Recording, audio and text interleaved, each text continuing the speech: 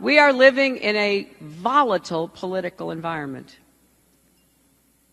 You know, to just be grossly generalistic, you can put half of Trump supporters into what I call the basket of deplorables.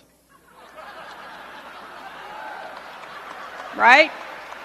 If you are talking about the Wall Street bailout, where some of your friends destroyed this economy, excuse me, I'm talking. So I got a little notice, in case you see, the security guys, we have wonderful security guys. They said, Mr. Trump, there may be somebody with tomatoes in the audience.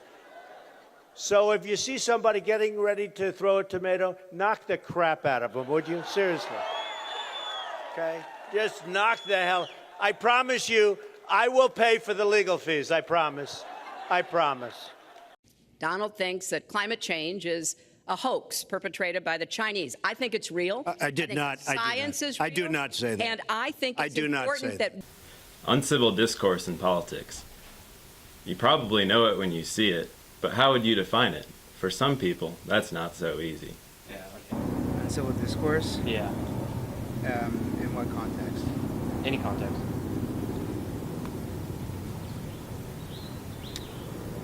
I'm not entirely sure how to fully answer that. Sorry, I don't I'm trying to think of a way to word it. You are asking the wrong person. I am an engineer. What is, yeah. Just in general, like what would you consider to be uncivil discourse? And that would just be like, based on, because I'm not great with English. Others, they can describe it, but not necessarily define it. Honestly, I don't know what that word means. I'm just gonna assume, I'm gonna break down the roots, right? So it's just like, uncivil discourse would be like acting out in a like not traditionally civil manner, as in like being blatantly rude or like without manners, essentially, right? I don't know. Yeah. I think that's just, well, for me, from what I saw from the debates, is just like not being professional. But even though uncivil discourse has been used in American politics since, well, forever, is its use increasing in recent times? Let's see what random people at the University of Arizona think. Where I'm from Norway, and they are making a lot of headlines because of the discussion or the way they are discussing.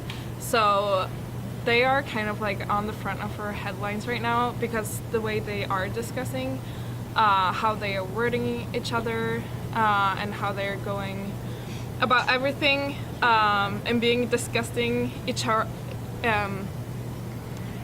towards each other. And yeah, I just think it's kind of childish, and I did not expect grown-up politicians to be this way, and they're kind of making fun of themselves.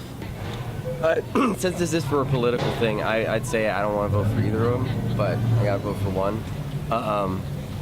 But it feels like it's two kindergartens in the playground fighting over silly things. As you can see, the general perception is that this election is more uncivil than in years past. And does the media have a role in that? I don't know if they promote it, but they definitely feed off of it. They feed off of, just Donald Trump, and they feed off of Hillary and, what goes on between them. And they use it as fuel. I think media has a lot to do with the reason or the way they are acting, and Trump would definitely not act the way he's acting if it wasn't for the media and everyone following him and listening to him. And I think him making a lot of scenes and everything like that, it makes it just more exciting for people, and people get more heated. Right. And yeah. So is the media promoting it? I think so. I think that's fair to say, because I think media, especially, people with a lot of power can get away with doing pretty much anything on the media, and just the way that you present it can easily convince an audience.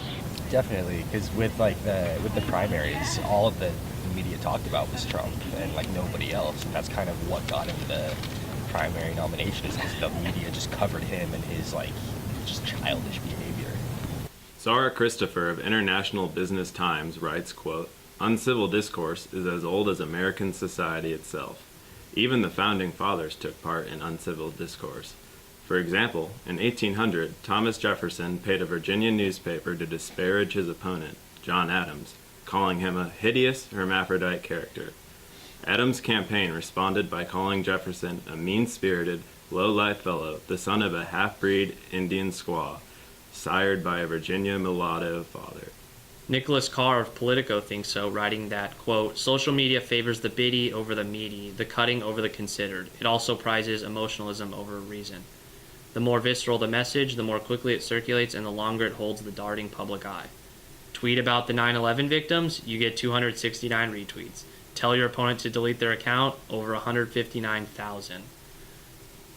Carr continues, the fiery populace now seems more desirable, more worthy of attention than the cool wonk. It's the crusty Bernie Sanders and the caustic Donald Trump that get hearted and hashtagged and friended and followed. Oh, wait a minute. Wait, can I finish? You'll have your turn.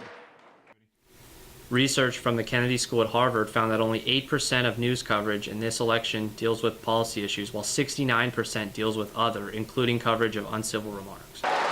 If you're going to talk, tell the whole story, Senator Let Sanders. me tell my story, you tell yours.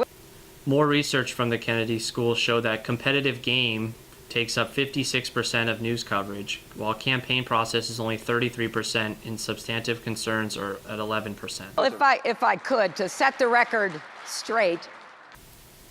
In the final month of the election campaigns, 61% of Donald Trump's news coverage had a negative tone, which led him to have a higher proportion of overall coverage. I am your voice. Trump has become the poster child for uncivil discourse, and what has that gotten him? Tons of free media coverage. To all Americans tonight, in all of our cities and in all of our towns, I make this promise. We will make America strong again. We will make America proud again. We will make America safe again. And we will make America great again. God bless you and good night. I love you.